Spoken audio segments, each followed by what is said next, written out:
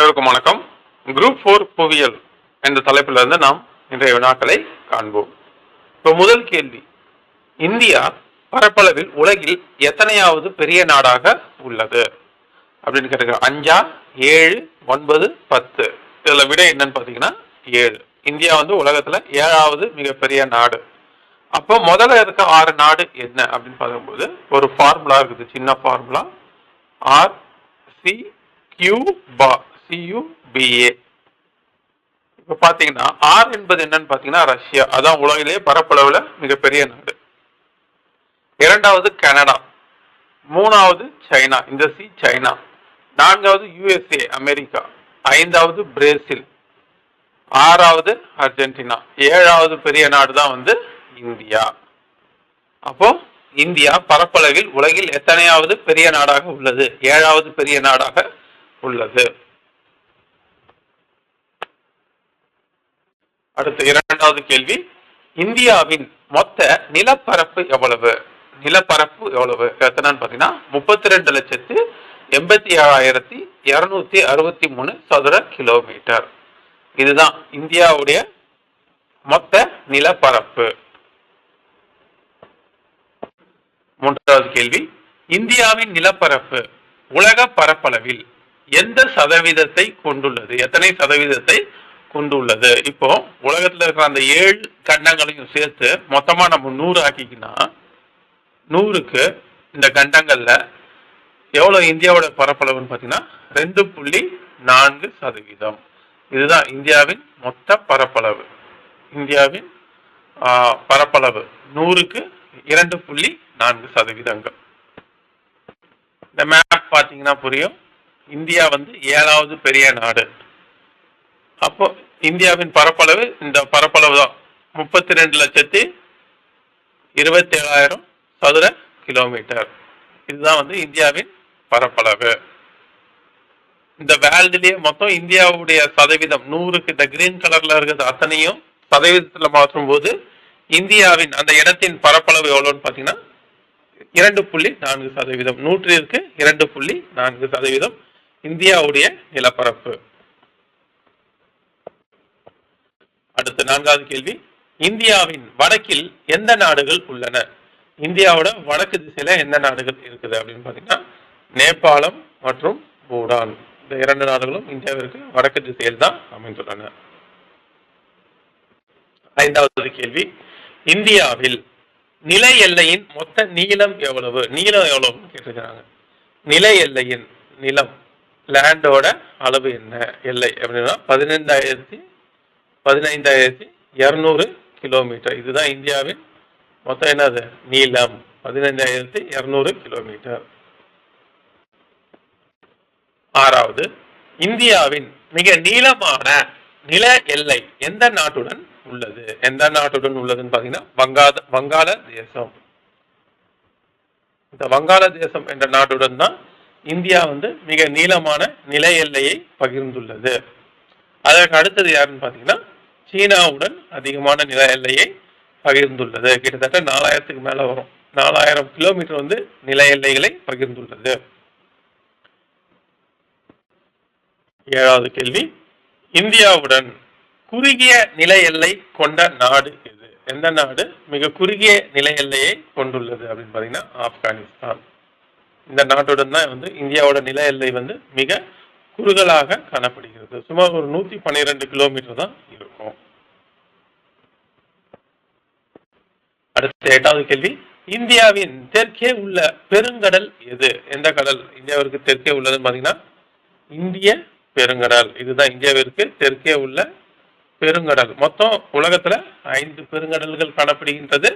Pacific பெருங்கடல், Atlantic பெருங்கடல், இந்திய பெருங்கடல், தென் பெருங்கடல், ஆர்டிக், அண்டார்டிக் அந்த பெருங்கடல்கள் அப்படின்னு மொத்தம் 5 பெருங்கடல்கள் காணப்படுகிறது. அதுல ஒரு நாட்டின் பெயரால் அழைக்கப்படும் பெருங்கடல் எதுன்னு பாத்தீங்கன்னா இந்திய பெருங்கடல். இந்தியாவிற்கு மேற்கில் அமைந்த கடல் எது? எந்த கடல் இந்தியாவிற்கு மேற்கு திசையில அமைந்திருக்கிறது அப்படின்னு பாத்தீங்கன்னா அரபிக்கடல். இந்தியாவிற்கு மேற்கில் அமைந்த கடல். அடுத்து 10வது கேள்வி, இந்தியாவின் கடற்கரையில் மொத்த நீளம் எவ்வளவு? இந்தியாவோட கடற்கரையின் மொத்த நீளம் எவ்வளவுன்னு கேட்டுக்கிறாங்க. கடற்கரையின் நீளம் எவ்வளவுன்னு கேட்டீங்கன்னா, மொத்த நீளம் எவ்வளவுன்னு பார்த்தீங்கன்னா, தீவுகளோடு சேர்த்து எவ்வளவுன்னு பார்த்தீங்கன்னா 7516 கிலோமீட்டர். அப்போ நிலத்தின் நீளம் எவ்வளவுன்னு கேட்டா 15200 கிலோமீட்டர். கடல் எல்லை தீவுகள் அந்தமான் நிக்கோபார் லட்சத்தீவுகள் இருக்கிற அத்தனை குட்டி தீவுகளையும் சேர்த்து எல்லை எவ்வளவுன்னு பார்த்தீங்கன்னா 7516.6 கிலோமீட்டர்.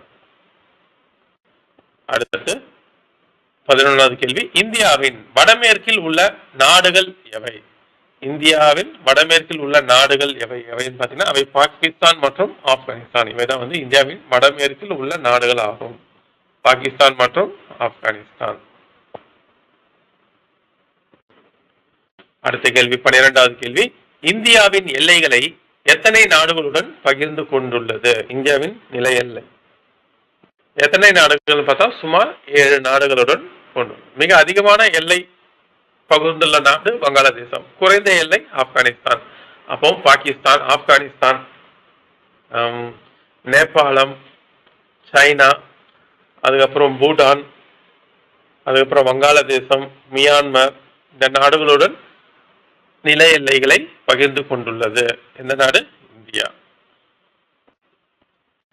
அடுத்து, இந்தியாவின் மிகப்பெரிய மாநிலம் பரப்பளவில் எது? பரப்பளவுல இந்தியாவில் மிகப்பெரிய மாநிலம் எதுன்னு கேட்டீங்கன்னா ராஜஸ்தான். பரப்பளவுல மிகப்பெரிய மாநிலம் ராஜஸ்தான். அடுத்து, இந்தியாவின் நில எல்லை பகிர்ந்துள்ள வடகிழக்கு நாடுகள் எவை? வடகிழக்குல அமைந்த நாடுகள் எவை அப்படின்னு கேட்கும்போது இதுல நேபாளம் மற்றும் பூட்டான் இவை இரண்டுமே வந்து வடகிழக்குல தான் அமைந்திருக்கிறது.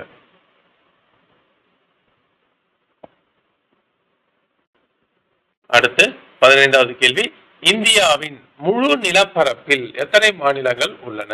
மொத்தம் இந்தியாவில் எத்தனை மாநிலங்கள் அமைந்திருக்கின்றன அப்படின்னு பார்த்தீங்கன்னா 28 மாநிலங்கள் அமைந்துள்ளன. அடுத்து, இந்தியா எந்த நாட்டுடன் நீர் எல்லையை பகிர்ந்து கொண்டிருக்கிறது?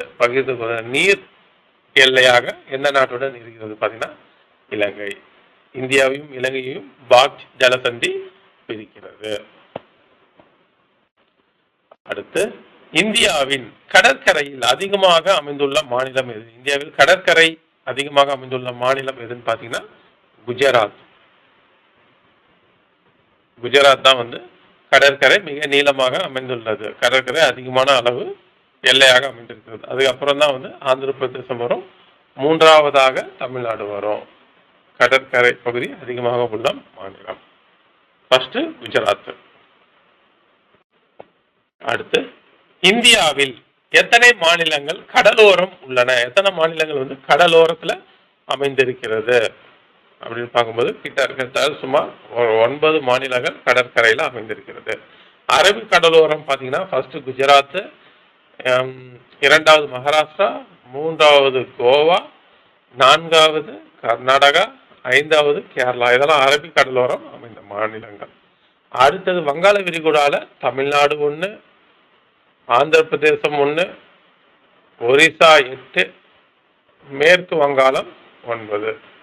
ஆக மொத்தம் கிட்டத்தட்ட 9 மாநிலங்கள் கடலோரம் அமைந்திருக்கிறது. அரபிக் கடலோரம் 5 நாடுகள், 5 மாநிலங்கள், வங்காள விரிகுடா கடலோரம் 4 மாநிலங்கள். ஆக மொத்தம் இந்தியாவில் 9 மாநிலங்கள்ல கடல் பரப்பு காணப்படுகிறது.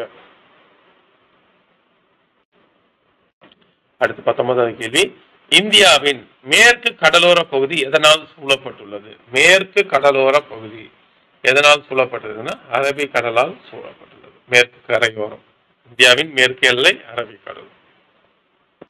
அடுத்து 20வது கேள்வி, இந்தியாவின் மிகச்சிறிய மாநிலம் எது? இந்தியாவோட மிகச்சிறிய மாநிலம் கோவா.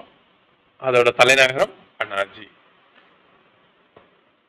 அடுத்து 21வது கேள்வி, இந்தியாவின் தெற்கு முனை எது? இந்தியாவோட தெற்கு முனை எது அப்படின்னு பாத்தீங்கன்னா கன்னியாகுமரி. இதுதான் வந்து இந்தியாவின் தெற்கு முனை. இந்தியாவின் எந்த மாநிலம் வங்காள விரிகுடாவை ஒட்டி உள்ளது? எந்த மாநிலம் வங்காள விரிகுடா கடலை ஒட்டி இருக்கிறது? கீழ்கண்டத்தில் பார்த்தா தமிழ்நாடு, பே ஆஃப் பெங்கால். அடுத்து 23வது கேள்வி, இந்தியாவின் எந்த மாநிலத்துடன் நேபாளம் நில எல்லையை பகிர்ந்து கொள்கிறது? எந்த நாட்டுடன், எந்த மாநிலத்துடன் பார்த்தீங்கன்னா உத்தரப்பிரதேசம், யூபி. அதனுடன் நேபாளம் நில எல்லையை பகிர்ந்துள்ளது. அடுத்து 24வது கேள்வி, இந்தியா எந்த திசையில் அதிக நீளமானது? வடக்கு, தெற்கு? இப்ப பாருங்க, காஷ்மீர்ல இருந்து கன்னியாகுமரி வரைக்கும் இந்தியாவை இப்படி ரெண்டா பிரிச்சா கிட்டத்தட்ட 3214 கிலோமீட்டர் வருது. அப்போ வடக்கு தெற்கு முனை தான் நீளமான முனையாகும். கன்னியாகுமரி அந்த லடாக்ல, வடக்குல அந்த லடாக், காஷ்மீர்ல அந்த லடாக் பகுதியில இருந்து தொடங்கி தெற்கு பகுதி கன்னியாகுமரி வரை இந்த இருக்கிற வடக்கு தெற்கு திசை தான் மிக நீளமானது. கிழக்கு மேற்காக அமைந்த இது 2933 கிலோமீட்டர். அது குறைவாக தான் உள்ளது. இந்தியாவின் வடக்கு மற்றும் தெற்கு திசை தான் நீளம் அதிகமாக காணப்படுகிறது. அடுத்து 25வது கேள்வி, இந்திய கடற்கரை பகுதியில் உள்ள தீவுகளின் எண்ணிக்கை எவ்வளவு? தீவுகளின் எண்ணிக்கை எவ்வளவுன்னா கிட்டத்தட்ட 1300க்கு மேல தீவுகள் இருக்கிறது. இந்தியாவில் உள்ள கடற்கரை பகுதியில் உள்ள தீவுகளின் எண்ணிக்கை சுமார் 1300. இதுல இருக்கிற ஆப்ஷன்ஸ் குறைவாக உள்ளது. 1300 தீவுகள் உள்ளது இந்திய கடற்பகுதியில். நன்றி.